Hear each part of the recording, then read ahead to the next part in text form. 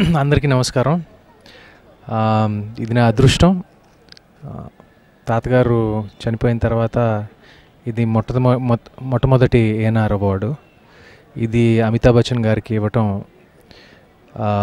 ఇది మాటల్లో కరెక్ట్గా చెప్పుకోలేము. ఎందుకంటే పర్సనల్గా అంటే నాకు అంటే మా తాతగారి మూలంగా ఎంత యాక్టర్ అవ్వాలనుకున్నానో అది అమితాబ్ బచ్చన్ గారి మూలంగానే, ఆయన మూలంగానే ఆయన సినిమాలు చూస్తూ చిన్నప్పుడు తాతగారు ఒకవైపు, అమితాబ్ బచ్చన్ గారు ఒకవైపు.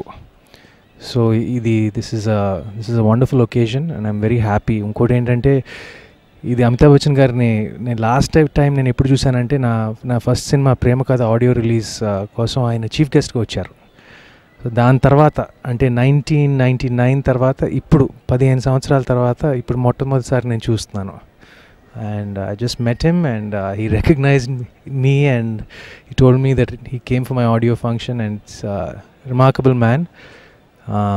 It's a wonderful event and I just wish my grandfather was around here to see this. Thank you. Thank you. ఓడించాలనుకునేవాడు వెంట పడతాడు, వాడు ఎప్పుడు వెనకే ఉంటాడు.